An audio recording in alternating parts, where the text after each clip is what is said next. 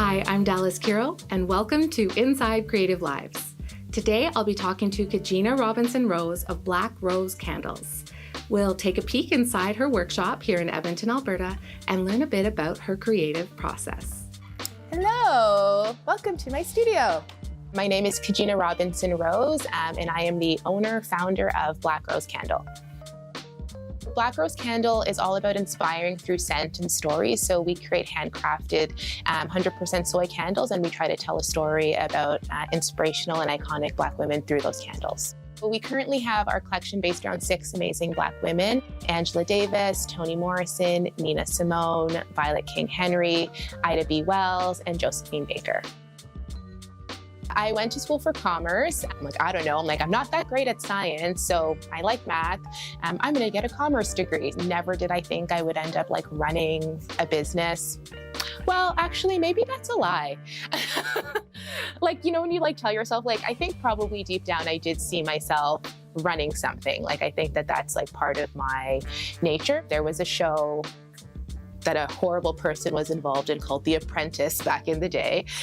And my university had an apprentice. And so it was really you would have a business case every week and you'd present to a panel of businesses in the area. And then they would pick an apprentice, and that was you would get an internship. And so that was kind of how my internship came to be, because our team won the competition. The agency that I worked at had a lot of really successful women, and it was really, really cool to work closely with these women in these leadership positions, because it really wasn't something that I had seen before. It was my first job, so you think it's maybe going to be male dominated, but it was really cool to see young women just kind of carving out their space. And I'm like, oh, they can do it, maybe I could do it.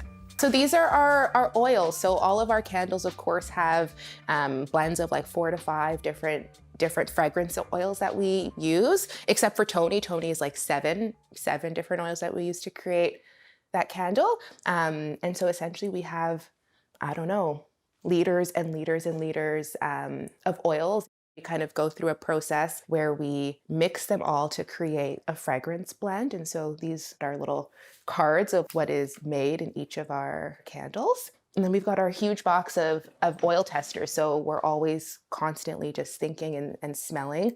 I typically gravitate towards citrus scents for sure. And I think my second would be spicy. I personally stay away from florals, but I know people love those. And no gourmands, ever. Never. When I think about myself as a kid and think about creativity, it's something that doesn't always connect. I don't know that I considered myself to be a particularly creative child. I love to play. I love to play sports. I spent a lot of time just messing around on an old computer. That was a lot of my play, playing on paint. I was very crafty as a child. Don't think my crafts were amazing, but I always loved exploring and trying to create things. We try to create fragrances that we love to smell, that smell like something you've never smelled before, but are also still, connected to best practices in creating fragrance. So we use this fragrance wheel, which effectively kind of talks through the different scent notes and then helps you understand what scents are complementary, what scents work really well together, what scents don't work well together. Typically, we'll start with a scent that we know we want to work with. So our most recent candle, we really wanted to use something that incorporated cannabis. And so we started there, and then we built on what we thought smelled good, but then we always sort of come back to the fragrance wheel to really make sure that it is actually something that works well. Nobody really in my family is particularly creative. So both of my parents are immigrants from the Caribbean. When you're an immigrant, you're not being creative. You are here to get a job and to provide for your family and really live the immigrant dream. But my mom always had art in the house, always had a lot of Black art. My mom, growing up in Toronto, she faced a lot of discrimination. And so she really owned her Blackness and really helped me feel that way, even though as a kid, I never really felt proud to be Black. But it was the messaging that my mom would always tell me. So our first collection called black is beautiful, and it's a saying, but my mom always used to say that to me. And, you know, even though it's something that I didn't necessarily believe, I thought it was really important that I brought that into the candles, because really, like, we all need that reminder. And so I think for my mom, she was always just, you know, bringing us to cultural experiences, like helping us learn about people. Like, you know, my mom had all Toni Morrison books on her shelf. Like, many of my first Toni Morrison books are from my mom. Her name is still in them. And so I think my mom really just encouraged me to like love who I am. My mom was a single working mother, and seeing her just like work really hard to provide for myself and my sister, that was really what I think modeled me thinking that I could do this. So we're essentially going to make an oil blend. So when we pour our wax, we effectively like create the fragrance like ready to go to make a certain amount of candles based on the wax. So we're going to be measuring out the waxes that we're going to use to make a candle. It's kind of like pre-batching a cocktail. That's how I think about that, if people pre-batch cocktails. So we have like a formula that we've created, and effectively we pour, and it needs to be pretty precise.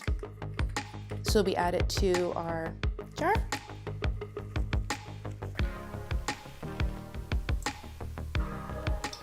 So these are the wax flakes, 100% soy. Pour this into the wax melter. There is really no typical day, but I would say on a candle making day, right now it's like holiday season, so we're pretty busy, myself and my husband. You know, we'll probably, if it was a weekend, wake up at like 9 a.m., turn on the wax melter. Our industrial wax melter sometimes can take like, you know, 2 hours for like the wax to fully melt. So once the wax is at temp, we add it to our mixing jar, and we pour the fragrance oil in to our hot wax. And then we stir for 2 minutes, and that ensures that the oil and the wax like properly meld together. We'll probably make candles, do like a 2-hour chunk, pour a bunch, then we'll let those cure, and then I'll typically get to the business side of things. So whether that's creating content or like reaching out to stores or just reaching out to other folks we are exploring partnerships with. And then we try to find time for like just product development as well. We have our little scent sticks, I guess we could call them.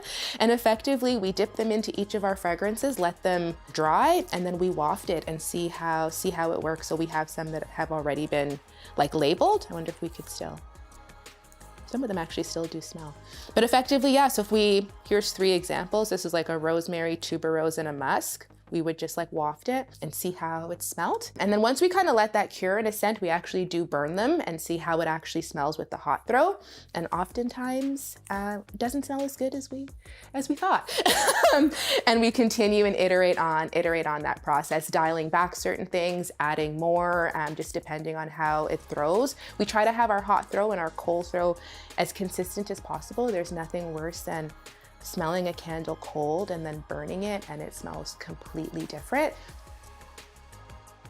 I had no idea how to make candles, bought a bunch of stuff, started messing around with it, and like was like, oh, I think I need help. And so, you know, as supportive partners do, he's like, all right, I will help you, and we learned together. So I initially was all wrong and bought all of the wrong oils to start. I bought a bunch of essential oils, which burn completely different. Some of the oils we use are specific for candles, and then some of the fragrance oils that we use are also used in perfuming. So really trying to use elevated products. The biggest thing is wanting to make sure that the oils are from North America and that they're phthalate free and paraben free, so that we know that we're providing a non-toxic candle for folks who are burning this in their homes. That's really important to us.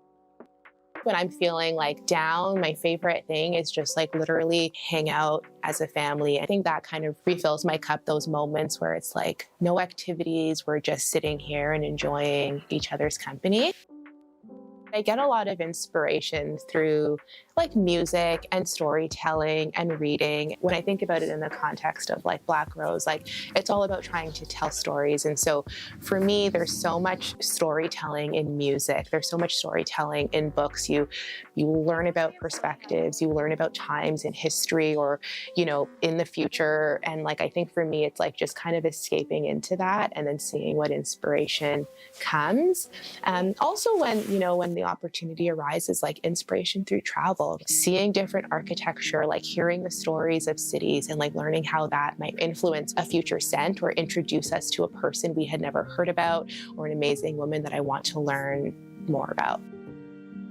I really love reading stories about racialized folks or marginalized folks because I think that those are the stories that we often don't gravitate towards. And I think those are the stories worth telling and worth reading.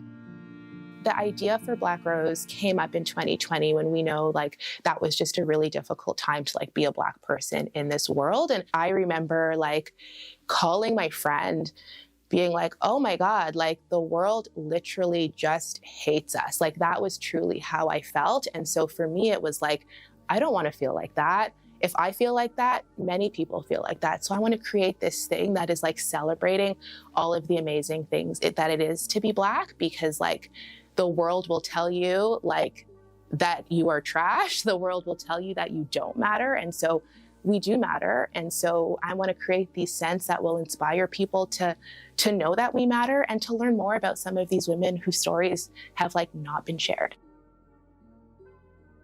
This is our little candle curing station. It's effectively baking trays.